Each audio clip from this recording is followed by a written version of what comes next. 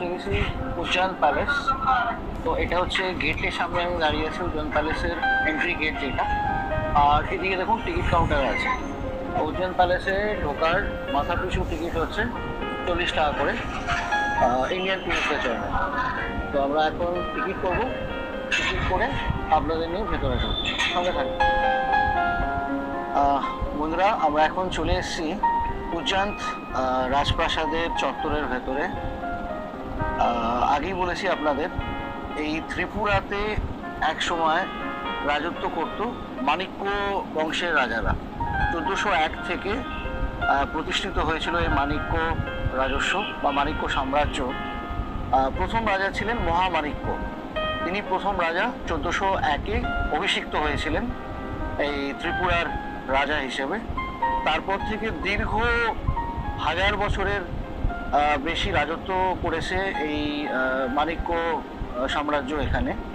আর আমরা যে প্যালেসটায় এসেছি এখন, উদ্যান রাজ প্যালেস বা উদ্যান প্যালেস, যেটা পেছনে দেখছেন আমরা ভেতরেও যাব। এই প্যালেসের হিস্ট্রিটা আপনাদেরকে বলে দিই ছোট্ট করে। এই প্যালেসটা কিন্তু অরিজিনাল প্যালেস নয়।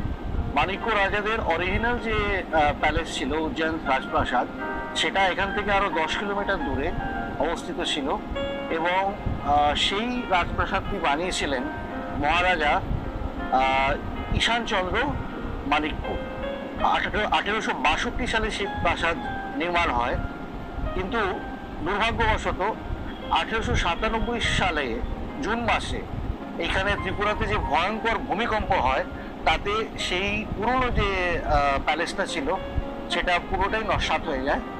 এবং তারপরে আবার 1901 সালে নতুন করে এই প্রাসাদ বানান মহারাজা রাধা কিশোর মাণিক্য।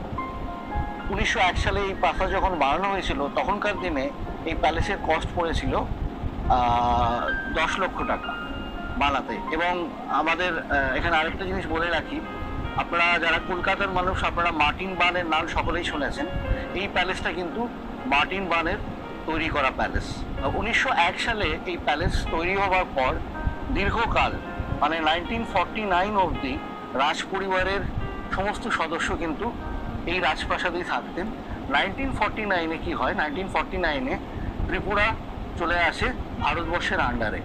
তো ইন্ডিয়ার ভেতরে আসার পর তারপরে ওনারা এখানে আর থাকেন না। তো 1949 অবধি এই প্রাসাদেই কিন্তু মাণিক্য রাজারা থাকতেন। 1972 সালে ত্রিপুরার গভর্নমেন্ট এই রাজপ্রাসাদ রাজ পরিবারের থেকে কিনে নেন 25 লক্ষ টাকা দিয়ে। এবং তারপরে এটাকে স্টেট লেজিসলেটিভ অ্যাসেম্বলি হিসেবে ইউজ করা হতো।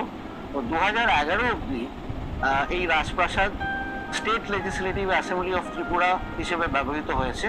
এবং তারপরে স্টেট লেজিসলেটিভ অ্যাসেম্বলি অন্য জায়গায় সরিয়ে নিয়ে যাওয়া হয় এবং এই প্যালেসটি এখন শুধুমাত্র স্টেট মিউজিয়াম। তো এখন এখানে যারা আসবেন, আপনারা এই প্যালেসে ভিজিট করলে ভেতরে মিউজিয়াম আছে, মিউজিয়াম ঘুরে দেখতে পারবেন। আর এখানে আরেকটা ইনফরমেশন আপনাদের দিয়ে রাখি, আমরা তো দিনের বেলায় এসেছি। এই মিউজিয়াম খোলা থাকে 5:15 অবধি, সকাল 10টা থেকে 5:15 অবধি মিউজিয়াম খোলা পাবেন। আর বিকেলের পরে রাত্রিরে কিন্তু এখানে আরেকটা জিনিস হয়, সেটা লাইট অ্যান্ড সাউন্ড প্রোগ্রাম। এখানকার যে ইতিহাস সেটা লাইট এবং সাউন্ডের মাধ্যমে তুলে ধরা হয়। রাত্রিরে বসারও জায়গা আছে, গ্যালারি করা আছে এবং 100 টাকা মাথা পিছু তার জন্যে লাগে। তো আপনারা যদি লাইট অ্যান্ড সাউন্ড দেখতে চান, তাহলে এই প্যালেসে আপনারা এমনভাবে আসতে পারেন যে বিকেলের দিকে আসলেন, তাহলে মিউজিয়ামটাও দেখা হয়ে যাবে। 5টা অবধি মিউজিয়াম খোলা আছে, 5:15 অবধি। তারপরে আপনার লাইট অ্যান্ড সাউন্ডের প্রোগ্রামও দেখতে পাবেন। চলুন এবার আমরা মিউজিয়ামে ঢুকবো, মিউজিয়াম দর্শন করে আমাদের এই উদ্যান প্যালেসের পর্বটা আমরা শেষ করব। বন্ধুরা, আমরা এখন মিউজিয়ামের ভেতরটা ঘুরে দেখবো। আচ্ছা, মিউজিয়ামের ভেতরে কিন্তু ছবি তোলা অ্যালাউড নয়। তো সেই জন্যে ভিডিওর মাধ্যমে আপনাদের ভেতরকার ছবি তুলে ধরতে পারবো না। আপনারা যারা নিজেরা আসবেন, হ্যাঁ, অনেকটা সময় নিয়ে মিউজিয়ামটা অবশ্যই ভালো করে ঘুরে নেবেন। বন্ধুরা, উদ্যান প্যালেস থেকে আমরা এখন চলেছি কমলা সাগরের পথে। আমরা এখন যে ডিস্ট্রিক্টে আছি সেটা হচ্ছে ওয়েস্ট ত্রিপুরা ডিস্ট্রিক্ট, যার হেডকোয়ার্টার হচ্ছে আগরতলা। এখন আমরা সিপাহীজলা ডিস্ট্রিক্টে ঢুকবো। এরপরে আজকে বাকি যে দুটো জায়গা আছে সিপাহীজলা ওয়াইল্ড লাইফ স্যাংচুয়ারি এবং কমলা সাগর অথবা কসবা কালী মন্দির, তো এই দুটোই কিন্তু সিপাহীজলা ডিস্ট্রিক্ট। এখান থেকে এখন আমরা প্রথমে যাচ্ছি কসবা কালীবাড়ি, আগরতলা টাউন থেকে মোটামুটি 31 কিলোমিটার।